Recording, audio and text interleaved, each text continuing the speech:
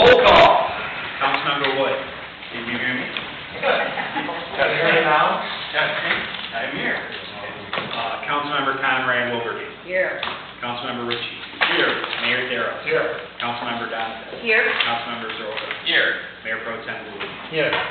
Item 3, reading and consideration of the minutes of the regular meeting and closed session held on June 12, 2023. Are there any comments, corrections, or changes to those minutes? Seeing none, they are approved as submitted. Item 4, I will entertain a motion for the council to adjourn and to then convene as the Board of Zoning Appeals. So moved. Support. All in favor, say aye. Aye. Any opposed? Motion carries. The Board of Zoning Appeals is now in session. Item A, consideration of request for a dimensional variance for 36 Elm Court. The applicant and/or representative, please approach the podium here.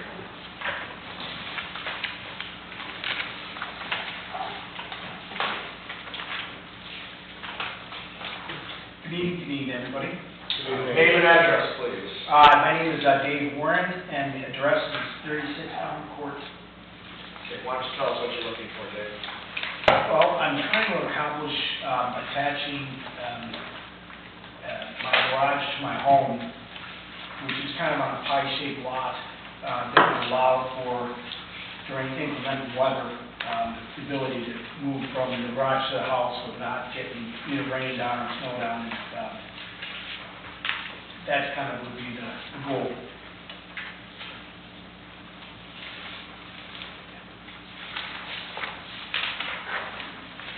Okay, and you also want to do some sort of covered area porch on the back of the... Yeah, it would be kind of like a covered area for a grill, kind of grilling area.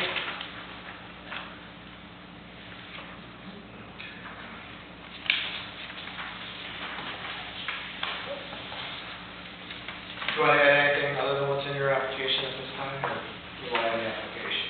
I guess relying on the application, it seems like it's pretty much straightforward. Seems like other homes in my area have the same type of garage attachment to the homes, and I guess I'm just trying to afford the same opportunity. All right, any questions from council? Yeah, so just to be clear, this is a 33 square foot addition to the structure, and what's coming on here is you already have a garage already in place, an accessory structure, but by connecting your house to the garage, it becomes part of the primary structure, which then means that it's out of compliance, correct? As you understand it. Right, exactly, and I guess that in my letter here, it seems like there's probably a half dozen other homes that have the same type of situation going on, and I'm just trying to be afforded the same opportunity there. And also to kind of verify this, the hardship, would you describe the hardship that you're kind of dealing with as the unique design of your property, your land, kind of this pie-shaped lot? You can't really, where else, for me to put the garage anywhere else would be kind of tough. You can't really bring it forward because then you end up bringing it into the narrow part of the lot, and then it would be very feasible for the garage. So it was not self-created. It was largely a function of the lot design and placement of the existing principal residence. Right. And you stated built in 1941. Correct. Yes, ma'am. And one question I had was, would you be comfortable with the landscape plan as being submitted, incorporated into the final project? Like you kind of had a design landscape just so that people are aware that's what it's going to look like with the covered structure and all that sort of stuff. Yeah, I believe that's in some of the digital drawings. And also, finally, one last question. New building addition, will it be, it was unclear, I think, in the description, it's going to be clad in siding and Yes, look very similar to the existing. Oh, yeah, it's good. Yeah, just so that it is aesthetic with the rest of the home, correct? Of course. That's all. Mr. Burgess, anything for us? No. It's used to live on Elm Court, and so I'm quite familiar with the lot, and I think Councilman Soroka has articulated the practical difficulties based upon the configuration of this pie-shaped lot. There's really no other way to do it. Thank you for coming tonight, Mr. Warren. I walk by your residence a lot, utilizing one of our city secret sidewalks as our family call them. I know Mr. Warren's a lifelong resident of our good city. His lot's always in residence, meticulously maintained, and I'm in support of this variance. Thank you very much. Thank you.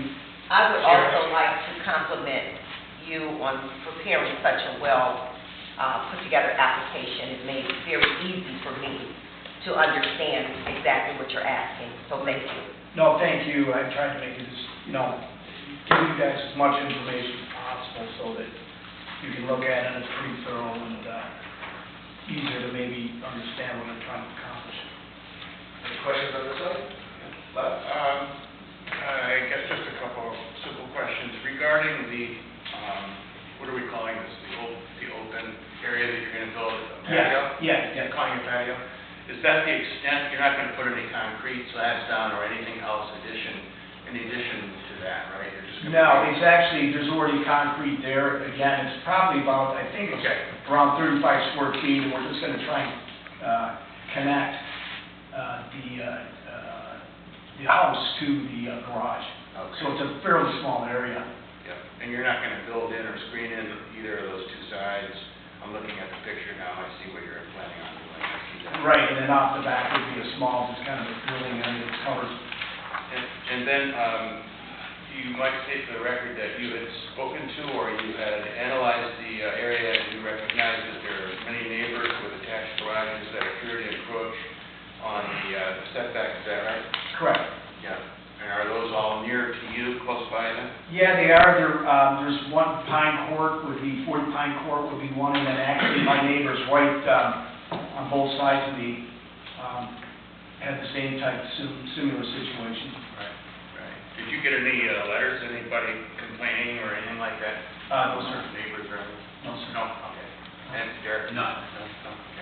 Okay, that's all, really, thank you. Thank you. Dr. Joe? All right. What else? I'll go to the public. Does anybody in the public have any comments on this item? Seeing none, public comment is closed. What is the pleasure of council? I would move that the appeals application submitted on May 28, 2023 by Mr. G. David Warren for the construction of a breezeway and covered patio to connect the existing garage to his house be granted, thereby authorizing the issuance of a building permit for construction of the structure that would render the garage part of the residence principal as opposed to accessory, part of the residence principal structure. The resulting principal structure would then encroach into the required side yard setback by approximately 7 feet, resulting in a new side yard setback of 8 feet versus 15 feet, and required rear yard setback by approximately 34 feet, resulting in a new rear setback of 6 feet versus 40, as required in the R1AA district. The home is an existing non-conforming structure with a side yard setback of 9 feet 3 inches on the west versus 15 feet, and a rear yard setback of 27 feet and 5 inches versus 40 feet as required in the R1AA district. That the new expanded structure will continue to comply with. To reach this decision, we have reviewed Mr. Matt Baca's memo dated July 10, 2023. The applicant's appeals application is dated May 28, 2023. The detailed review letter from McKenna dated June 30th, 2023, and the applicant's comments tonight. Potential factual findings indicate that the strict application of the zoning ordinance would result in a practical difficulty for the user of the property due to the following. The unique pie-shaped property on the Elm Court cul-de-sac with rear and side yard setbacks are already out of compliance with current zoning. Several surrounding properties have similar challenges to conforming to the rear and side yard setback requirements, including the property at 40 Pine Court, located directly behind the Elm Court property. This proposed project does not generate any concerns relative to the harmony with existing buildings in the district. The variance is in harmony with and serves the intended purpose of the ordinance because 1, the variance will not result in increased population density. 2, the variance will not adversely affect the government services or the district's character. 3, the proposed addition is in harmony with the predominant type of surrounding residences in the district.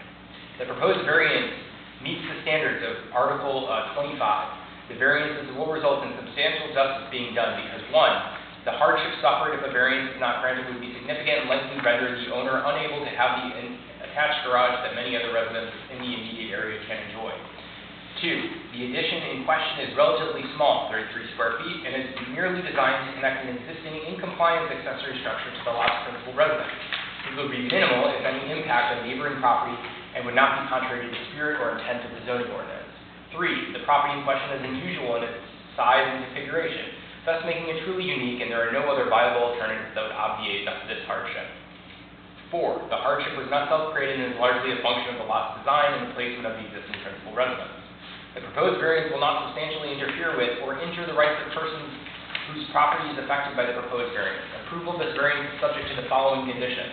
One, the new building additions will be clad in siding or brick veneer and will be the same style as the existing house. Two, the landscape plan as permitted will be incorporated in the final project. Three, the proposed addition will improve the house's aesthetic, which should benefit the surrounding properties. And four, no information was received regarding objections to this project from neighboring owners. The Board of Zoning Appeals hereby grants the foregoing variance without prejudice, precedence in any future or similar appeals. That was a long one. Yes. Sorry. All right. Very good. Valid motion. All right, roll call, Mr. It's a belt and suspenders, sort of a variance. Councilmember Woods. Yes. Councilmember Conrad Wilbrady. Yes. Councilmember Ritchie. Yes. Mayor Theros. Yes. Councilmember Donovan. Yes. Councilmember Soroka. Mayor Pro Tem Dooley. Yes. All right, good luck. Thank you. I'd like to thank everybody for all your time tonight, and everybody have a good evening. Thank you. Thank you. Thank you. All right, now we'll consider a motion to adjourn the Board of Zoning Appeals and reconvene as the City Council. So moved. Second. All in favor, say aye. Aye. Any opposed? Motion carries. Item 5, consideration of a request for a sign variance at 131 Kirchhoff Avenue. The applicant or owner, please approach the podium.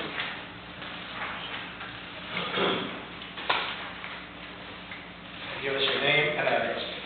Good evening.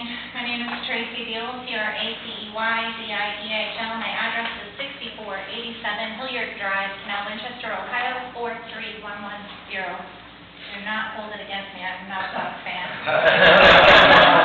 All right, let's start.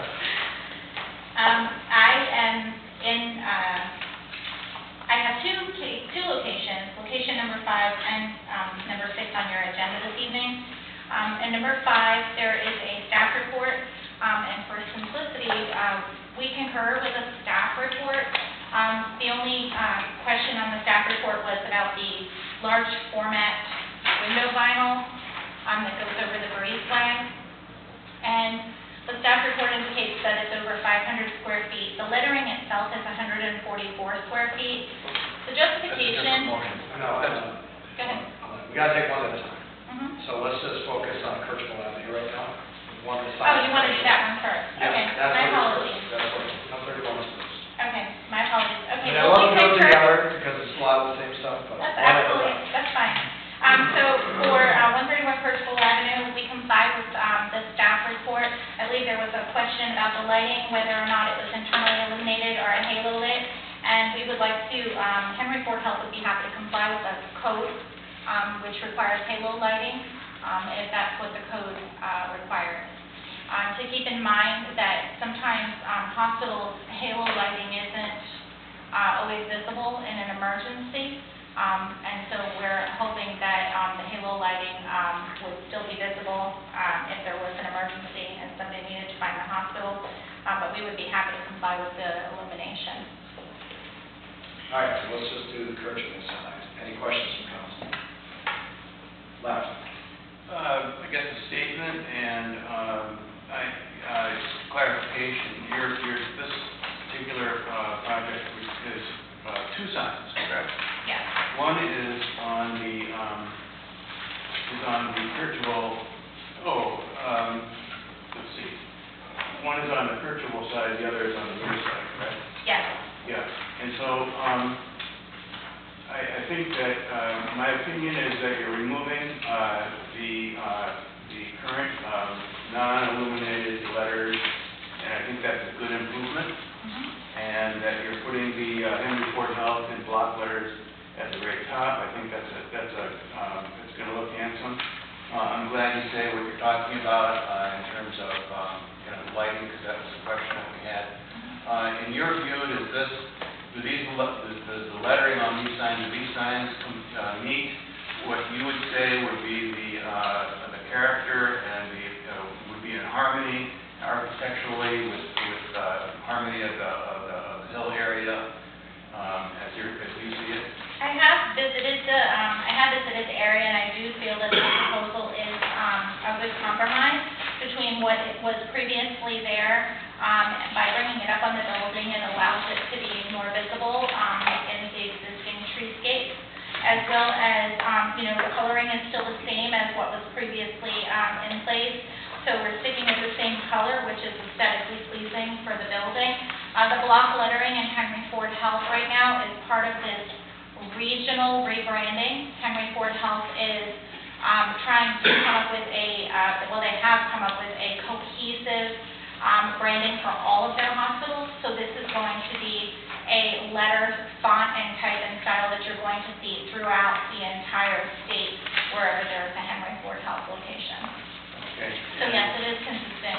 I feel with the area, and my understanding is that it's appropriately scaled for the facade, and it will look very good in that area. Louis, the second thing I'd like to ask is I'd like to ask Bill Burgess. Bill, if you could just explain the rationale or the analysis that we need to make here relative, and this is a sign, an issue under the sign ordinance as we discussed versus the zoning ordinance. Could you give a kind of a contrast and what it is that we're looking for here to make our decision? Well, very briefly, the analysis and the factual standard is very much compressed under the sign ordinance as it pertains to signs in an office or commercial business district compared to what city council members are used to in terms of dealing with zoning ordinance variances.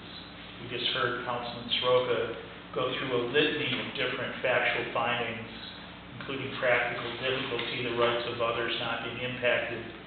That's not at all what the analysis is required under the sign ordinance. In this particular case, in a commercial or office district, it's only a factual finding by the city council that the proposed signage is harmonious with the architectural and design characteristics of the building itself and the district. If you find that, you're done. Okay. Very good. Thank you. Any other questions from council? I would just say that I think that the signage is very much needed, particularly how the facility person is going to be reopened. And there needs to be true good signage as far as the presence of the hospital and the center. So I think it looks great. I think it's in harmony with the rest of the building, and I look forward to the signage coming up. Thank you. Anybody else? All right, no more questions from council. Anyone in the audience have a question on this item? Andrew?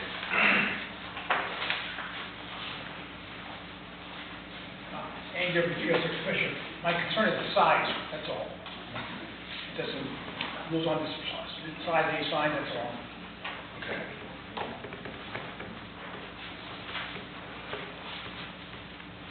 All right, anybody else in the public? Public Mr. Mayor? Oh, yes. I would like to address that comment, Sure. if I may. Henry Ford Health has done extensive research to determine that the sizes of the signs are appropriate in scale for the building and the neighborhood.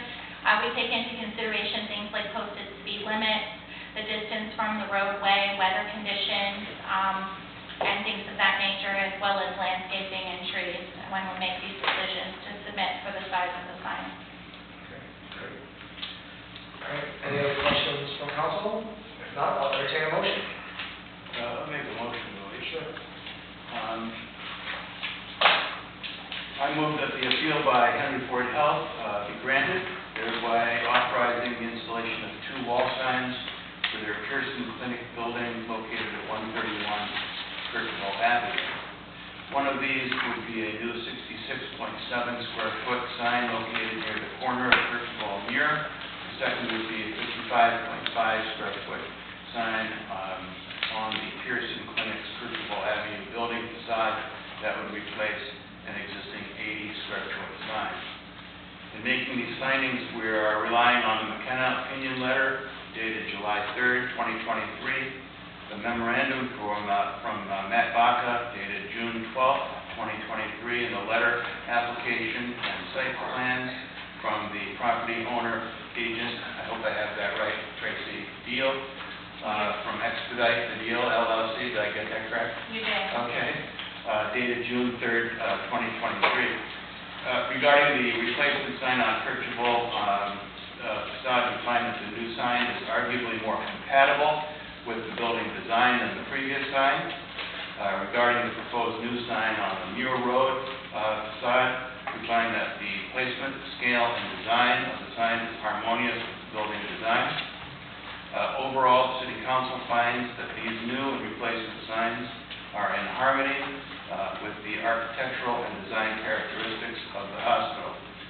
In addition, we find that approval of these signs does not impair the general effect and intent of the ordinance, and by granting this appeal, the Council hopes to avoid visiting patients' confusion and to improve the safety and flow of traffic during emergency and urgent care visits. Approval of the new and replacement signs are based on the condition that all signs will comply with the city's ordinance regarding backlighting, which I'm trying to get at your point. Halo lighting. Halo lighting, okay. And that's our motion. Do I have support? Or, I do 4 and 3, so. Derek, roll call. Councilmember Wood. Yes. Councilmember Conrad Wilberding. yes. Councilmember Ritchie. Yes. Mayor Theros. Yes. Councilmember Donovan. Yes. Councilmember Soroka. Yes. Mayor Pro Tem Maloney. Yes. All right, motion carries. Item 6, consideration for request for a sign variance at 165 Muir Road. Now we can talk about Okay, signs on Muir. thank you. I'm sorry I had them mixed up in the order. No worries. So for this one, we are willing to comply with the staff memorandum with comments. The only one that we wish to, for the lack of a better word, dispute or speak about is the window vinyl over the, it's the breezeway that crosses between the two buildings over the roadway. The staff report shows it at 508.5 square feet, which in fact it is 508.5 square feet of vinyl, and it's a perforated vinyl that you can actually see through and light can pass through it. It's really hard to give you a graphic illustration that shows you exactly what that's going to look like because it's a superimposed drawing over photograph. But you have to think of it more like if you go to any kind of a business where they have this like window covering vinyl that's on the outside of the window, but you can still see out from the inside. So it's a perforated vinyl that's a little, it's not translucent, but it does allow the human eye to see through it. How that happens, I have no idea. That's technology that's beyond me. But I compare it more to like a window tinting, something that you would install to protect from the elements, heat in the summertime, cold in the wintertime, to provide an extra insulation. So they have measured for me, my graphics department has given me this illustration that shows that the letters themselves are only 144.6 square feet. And then the white is like a dead space surrounding it. Now, earlier it was discussed whether or not this was compatible with the surrounding area. And my sincerest apologies, because I don't live in Grosse Pointe Farms, to tell you whether or not I feel that it's compatible. It's subjective. So I am relying on you to decide if it's compatible, keeping in mind that it is a vinyl. So if council were to approve it conditionally and then it was up there and they didn't like it, somebody could take it down. So that is, you know, an option, translucent vinyl like this, and then I could take that decision back to Henry Ford Health and let them decide if they wanted to proceed or not proceed, if that were something that would please the council. I'm happy to answer any questions that you might have about any of the signs in the package, but in an effort to save you all time, I didn't want to go through them one by one unless you'd like me to. Left. Okay, Your question. I thought you raised your hand there. Oh, no. No. You asked us, is the pedestrian walkway sign compatible? The answer is no, it's not. So that's not going to fly, as far as I'm concerned, and I hope I speak for everybody else. Not necessarily. I think that all your other signage is fine. My problem with the pedestrian walkway sign is that the immediate thing that came to my mind was Formula One racetrack driving, and they have walkways going across the track, and they have Pirelli or Sunoco gas or whatever tires you can imagine would be on it.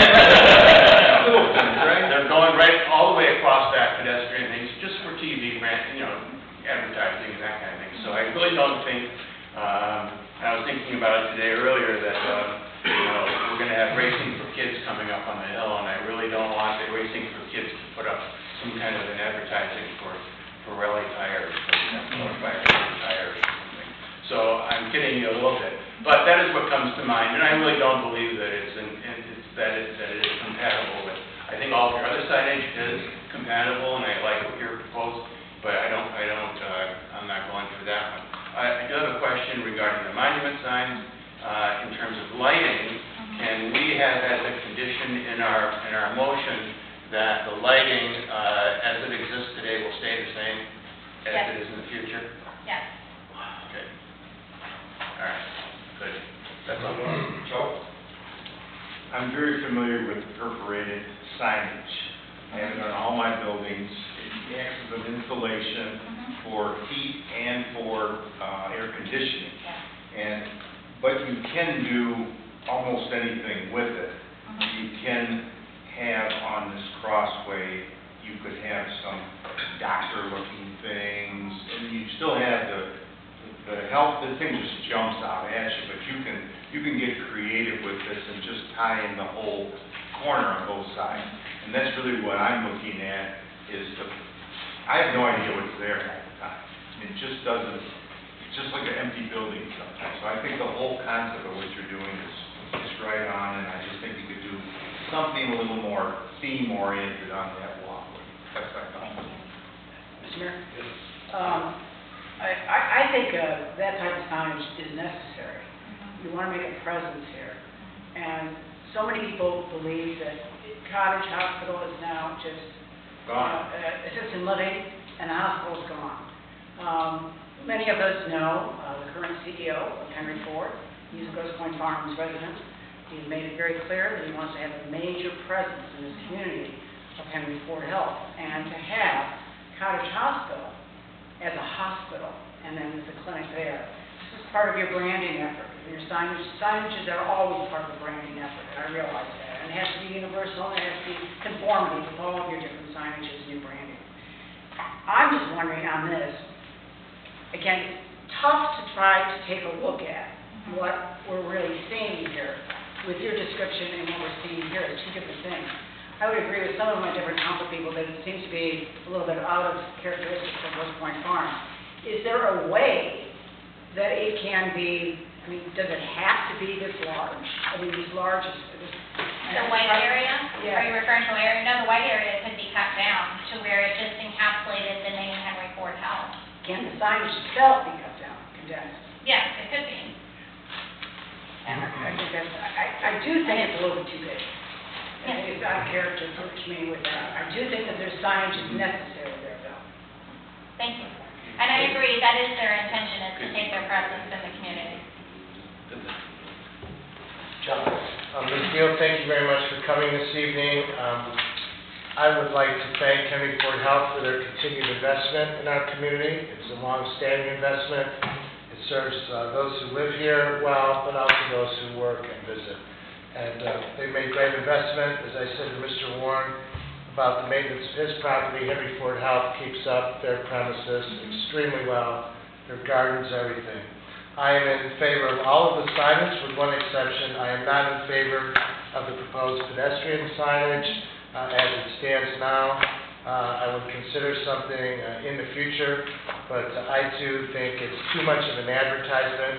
I think the other signage sets off the campus of Henry Ford well enough, so I will not support the pedestrian signage, but I'll support everything else. Thank you. And thank you. Anybody else? No? Yeah, I'll just buttress what my colleague just said. I very much appreciate the Henry Ford presence in our community. You know, I'm just upset that my insurance no longer covers the clinic there, because it's one of the best clinics around.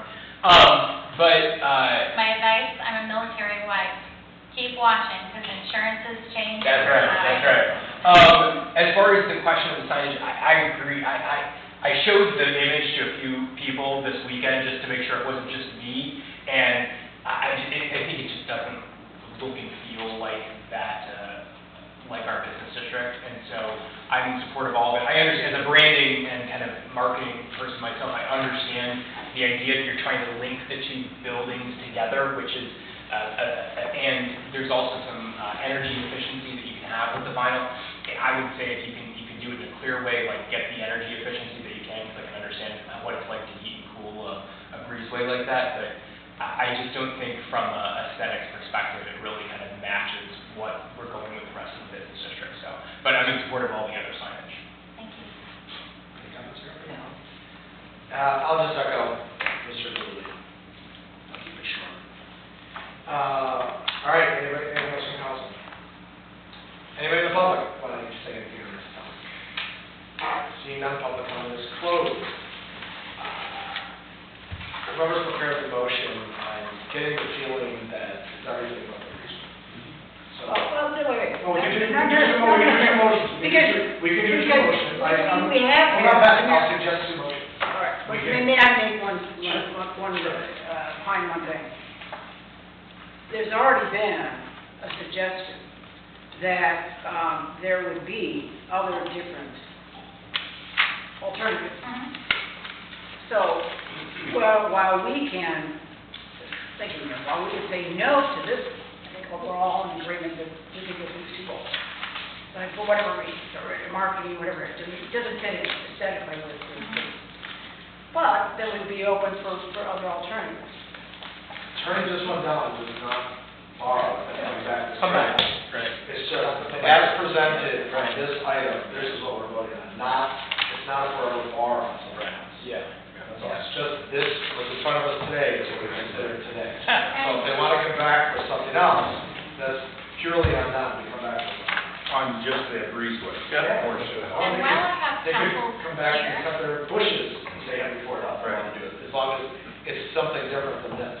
While I have the opportunity to get your input, so for something different, would we be talking maybe just letters and get rid of that big giant white background? Okay, I'll do the 22 years that we're not here to architect Right. or design something for Right. you. Right. And some of us have thoughts, and we'd be glad to pick their minds after this. Okay. Or reach out, but we're voting on what's here today. Okay, that's great, we'll read That's that. why I'll say, but I'm with Mr. Galuli. It's almost like, to me, the only way I can think of it is gratuitous.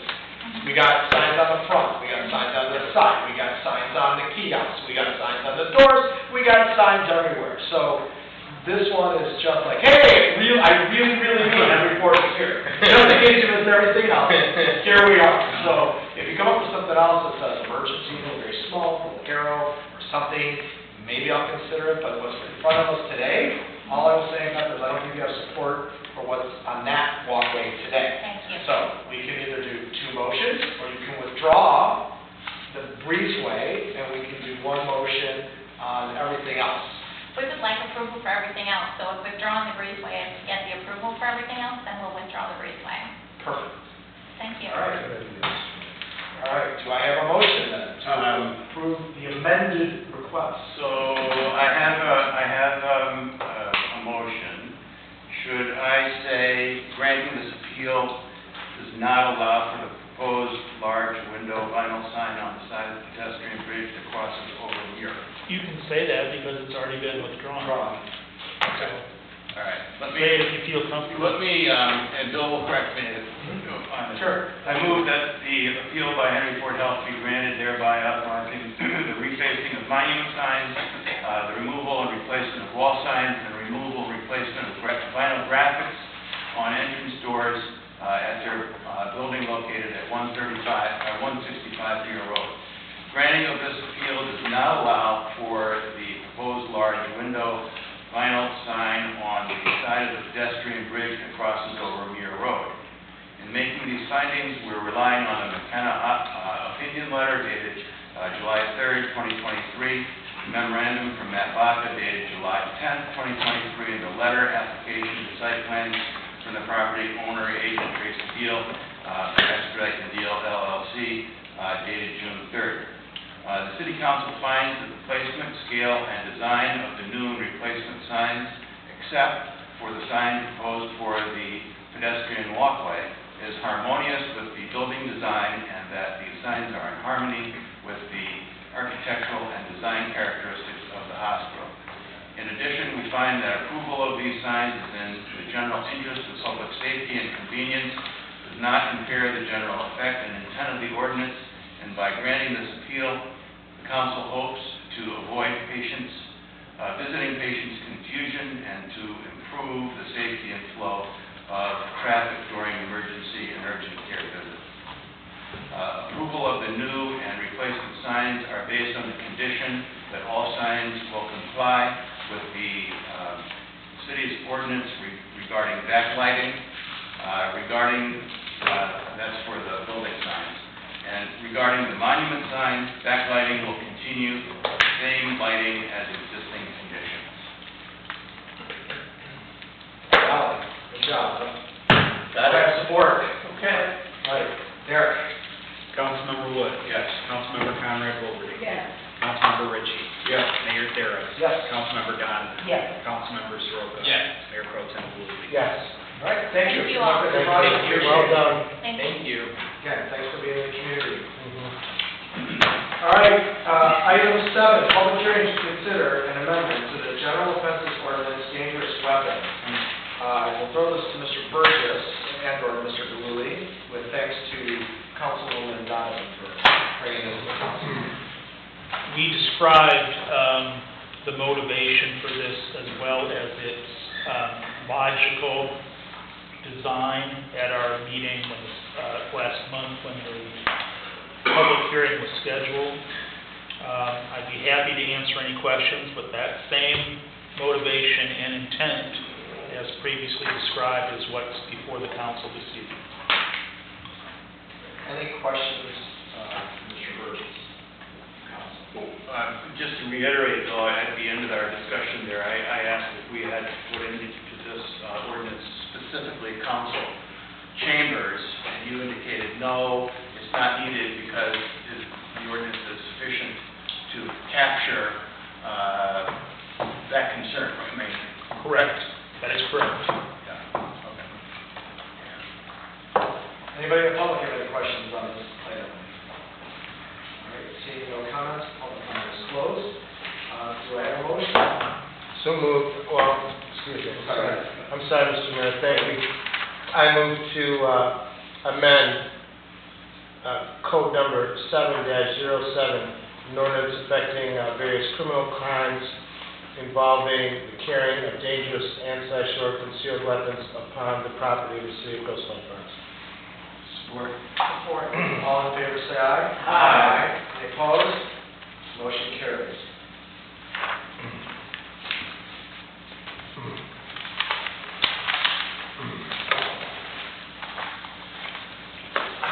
Item 8, public hearing to consider amendments to the appearance ticket ordinance for DUIs. Mr. Burgess. Similarly, we described the motivation for this at the hearing last month. Just to reiterate very briefly, this is intended to avoid the log jam that exists at the Wayne County Circuit Court criminal docket by permitting the municipal court to retain more of these DUI offenses, correspondingly retain some additional fees and court costs within the Grosse Pointe Farms court budget, rather than conveying that downtown. Any questions for Mr. Burgess from council? Mr. Lulu. Not a question, Mr. Mayor, but just a statement. The proposed amended ordinance with regard to appearance tickets being issued. Everyone should know it does not apply to crimes involving alleged domestic assaults, to crimes involving serious misdemeanors under the Michigan Code, to alleged violations of personal protection orders, other serious assaultive type crimes, or operating a vehicle under the influence of intoxicating liquor or substance causing serious death or injury to another person. So I believe our community will still be extremely well protected via this proposed amendment, allowing officers at their discretion to issue appearance tickets. All right, thank you. Any questions from the public on this item? Seeing none, public comment is closed. This is the pleasure of council. Mr. Woolley, you want to fire away as chairman of the ordinance committee again? Mr. Mayor, I propose that we amend code number 2-05 and enact the proposed amendment to appearance tickets ordinance as included within our council packet of today's date. Is there support? Support. All in favor, say aye. Aye. Any opposed? Motion carries. Item 9, consent agenda. Would anybody like anything removed from the consent agenda to be considered individually? Seeing none, do I have a motion to approve the consent agenda items A through E as presented? So moved. Support. All in favor, say aye. Any opposed? Motion carries. Item 10, reports. You have before you the June 2020 public safety report. Other business, Mr. Reeside. So I wanted to, with a public thank you to the Boat Club for this past weekend, regatta weekend. It was very successful. I think the weather did help. It definitely had an impact on attendance. But over the weekend and through the fourth Tuesday, the park received over 5,800 visitors. So a significant number of people were able to make it down and had a good time. So thank you, Boat Club. It was well organized and a very nice weekend. Anybody else have any other business? Just briefly, along the same vein, Mr. Mayor, thank you. Councilperson Conrad Wilberding and Soroka served with me on the Parks and Rec Committee.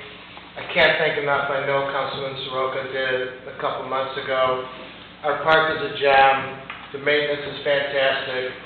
More and more people are getting use out of that gem every single day. The playscape is great. So thanks to that. And thank you as well to our Public Safety Department. We get reports every single week as to the little nuances that take place in our city and their efforts that they take. Boy, oh boy. Duke passed away, our most recent canine, recently, which was very sad news. But gentlemen, your department is absolutely fantastic. The things that they do to protect us and those on the border of other communities in response to mutual aid, it's just amazing. So thank you very much. Thank you. Mr. Mayor? Yes. I just want to thank the park administration. The no fishing signs are there. They're bad, and they really have helped. They really have reduced. The no what? Just no fishing signs in the harbor. And the people with the different props that have been destroyed by fishing lines in the past, and people that have had hooks caught in their cheeks, including one former council person here, they thank you very much for those. Park was great this weekend. Looked fantastic. I got stuck in the rain at Friends Barbecue. It was a lot of fun. Go ahead. Go ahead, sorry. Just want to add, Mr. Rain Freeside is aware of it also, that the Farms Foundation, their project for this year is adding 2 to 4 pickleball courts, and our fundraiser is September 21st, and the foundation will probably make up half of the donations, that the city will make up the other half. So that area is again, keep on getting improvement. I think their theme is "Come play with us," which is perfect for the group. Well, we're talking about the park. There is an issue that is very annoying to many people who walk around, and that's these red-winged blackbirds. Has there been any discussion whatsoever to kind of sort of relocate such birds? All Andy Hardy Is there anything that can be done? Well, my son left here, Red Ryder would take care of many of them. cool and everything, is there any possible way to deal with these It's two really things? limited nesting, though. I mean, Well, no, I think not. Actually, I think they're more protective like the whole year. They, well, are they still nesting right now? Because just last week they attacked me. I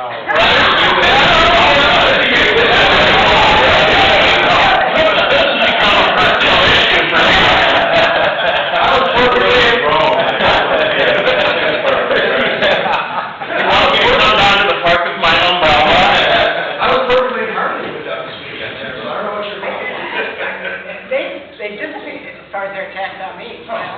That's because you're so good looking. They attack guys like me because they hate me. I'm going to turn it to appreciation. I want to thank Councilwoman Donovan for her Juneteenth celebration that she did. Thank you. And I think it was there was one at Harper Woods, but it was one of the only ones here in the Points, and I think it was a very meaningful celebration, and I'm looking forward to future ones. So thank you. Well, I'll ask you to be a part of the one. Again, Central Park is great. I remind people, please lock your cars. We've had thefts of opportunity because people continue to leave cars with purses, laptops unlocked in their car. So it's really not that hard to lock your car.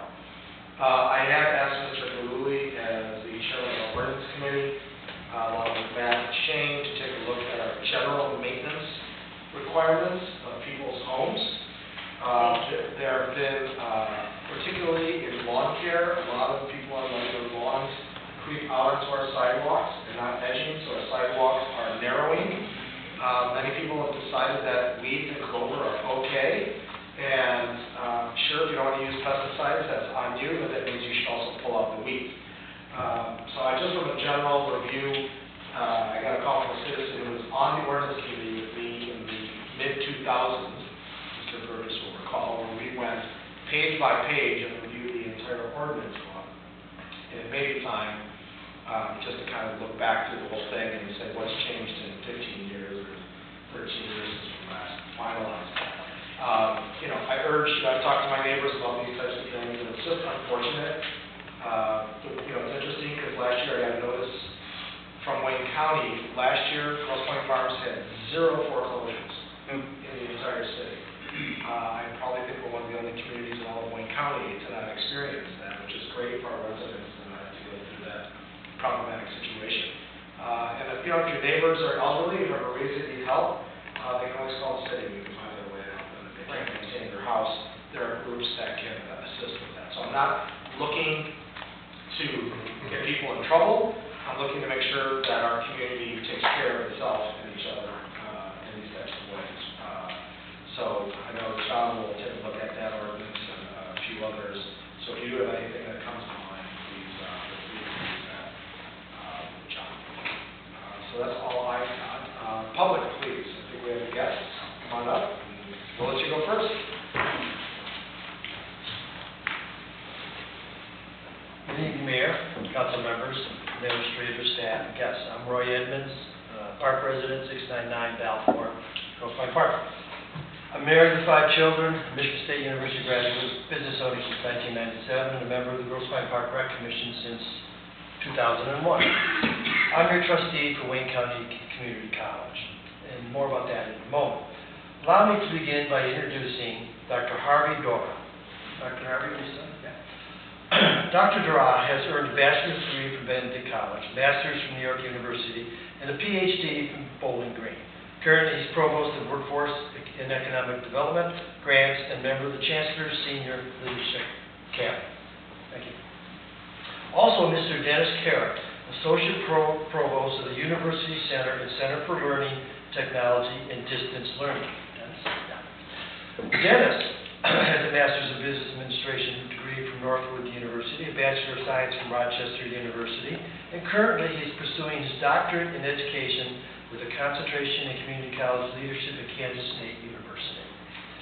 I mention this because it's important to note that Wayne County Community College faculty members have advanced degrees in their areas of specialization that equal the academic preparation of faculty members who teach undergraduate programs and courses at 4-year universities.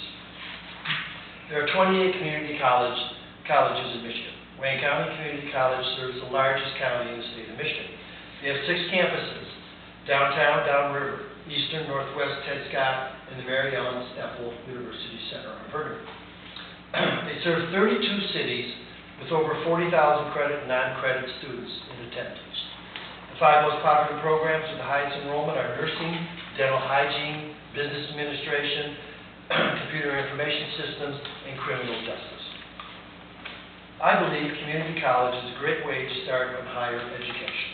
It's more affordable than 4-year universities, offers the opportunity to apply for many different scholarships, and allows students the chance to explore their interests without going into debt. There are over 70 million workers in the United States today who obtain skills through community college, military service, and workforce training programs rather than through obtaining a bachelor's degree. I believe those are great choices for many students, especially those interested in a skill or trade. I also believe that a 4-year college degree cannot be the only path to success. There are excellent alternatives, and Wayne County Community College is a shining example of such. Wayne County Community College is already training our much-needed first responders, homeland security, healthcare professionals, and business people. Their mission of educating the next generation of students and training the future workforce is in full view. Please feel free to reach out to me with questions and help spread the word about Wayne County Community College. I plan on returning in the near future to update you on their programs. Thank you very much. Yeah, thank you. Any questions? Well, thank you very much for coming. I would note that I'm a big fan of Ms. Stemple. I know she was here recently. She's done great things for our community as her husband for decades. I'm sorry that they moved out of the neighborhood out to the west side of the state, but I'm a huge fan of your institution, so to speak. Thank you very much, sir. Gentlemen, thank you. Thank you so much. Look forward to having you back. Anybody else in the public have any comments? All right, seeing none, meeting is adjourned. Enjoy the month. More fish flies.